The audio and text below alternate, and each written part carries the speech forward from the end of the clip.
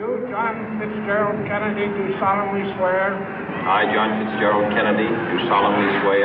That you will faithfully execute the office of President of the United States. That I will faithfully execute the office of President of the United States. And will, to the best of your ability. And will, to the best of my ability. Preserve, protect, and defend the Constitution of the United States. Preserve, protect, and defend the Constitution of the United States. So help you God. So help me God.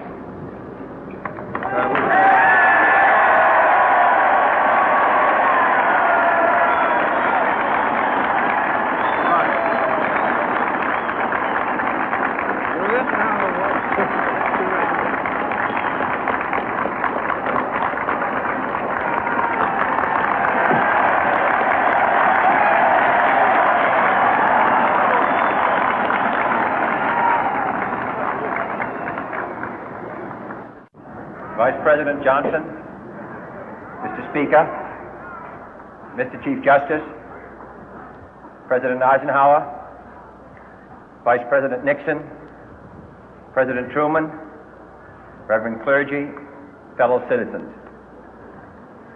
We observe today not a victory of party, but a celebration of freedom, symbolizing an end as well as a beginning, signifying renewal as well as change. For I have sworn before you and Almighty God the same solemn oath our forebears prescribed nearly a century and 3/4 ago. The world is very different now, for man holds in his mortal hands the power to abolish all forms of human poverty and all forms of human life. And yet the same revolutionary beliefs for which our forebears fought are still at issue around the globe. The belief that the rights of man come not from the generosity of the state, but from the hand of God. We dare not forget today that we are the heirs of that first revolution. Let the word go forth from this time and place to friend and foe alike that the torch has been passed to a new generation of Americans born in this century, tempered by war, disciplined by a hard and bitter peace, proud of our ancient heritage, and unwilling to witness or permit the slow undoing of those human rights to which this nation has always been committed and to which we are committed today at home and around the world.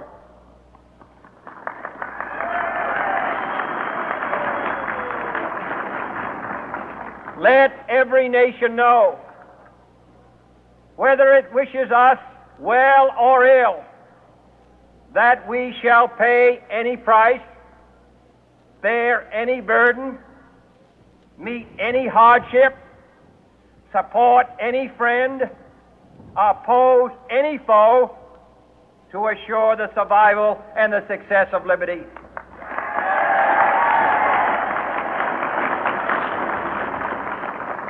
This much we pledge and more. To those old allies whose cultural and spiritual origins we share, we pledge the loyalty of faithful friends. United, there is little we cannot do in a host of cooperative ventures. Divided, there is little we can do, for we dare not meet a powerful challenge at odds and split asunder. To those new states whom we welcome to the ranks of the free, we pledge our word that one form of colonial control shall not have passed away merely to be replaced by a far more iron tyranny. We shall not always expect to find them supporting our view, but we shall always hope to find them strongly supporting their own freedom, and to remember that in the past, those who foolishly sought power by riding the back of the tiger ended up inside.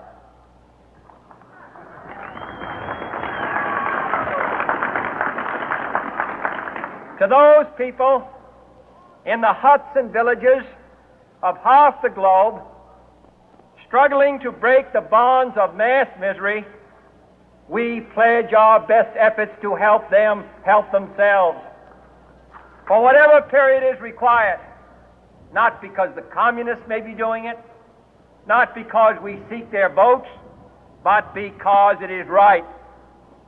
If a free society cannot help the many who are poor, it cannot save the few who are rich.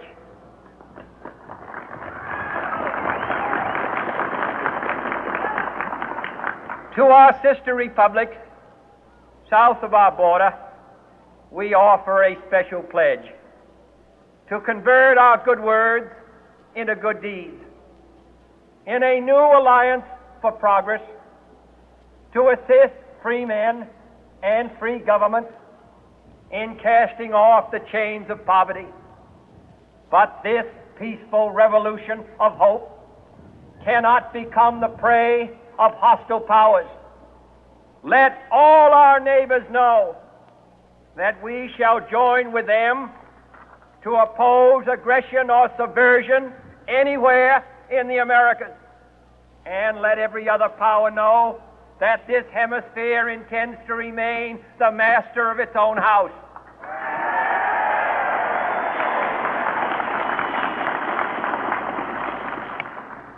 To that World Assembly of Sovereign States, the United Nations, our last best hope, in an age where the instruments of war have far outpaced the instruments of peace, we renew our pledge of support to prevent it from becoming merely a forum for invective, to strengthen its shield of the new and the weak, and to enlarge the area in which its writ may run. Finally, to those nations who would make themselves our adversary, we offer not a pledge, but a request that both sides begin anew the quest for peace. Before the dark powers of destruction, unleashed by science, engulf all humanity in planned or accidental self-destruction, we dare not tempt them with weakness, for only when our arms are sufficient beyond doubt can we be certain beyond doubt that they will never be employed. But neither can two great and powerful groups of nations take comfort from our present course, both sides overburdened by the cost of modern weapons, both rightly alarmed by the steady spread of the deadly atom, yet both racing to alter that uncertain balance of terror that stays the hand of mankind's final war. So let us begin anew, remembering on both sides that civility is not a sign of weakness, and sincerity is always subject to proof.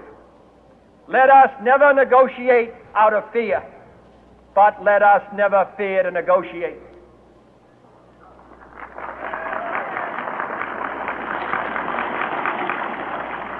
Let both sides explore what problems unite us, instead of belaboring those problems which divide us. Let both sides, for the first time, formulate serious and precise proposals for the inspection and control of arms, and bring the absolute power to destroy other nations under the absolute control of all nations.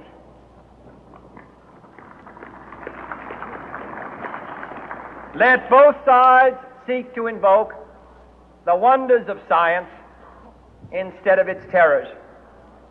Together let us explore the stars, conquer the deserts, eradicate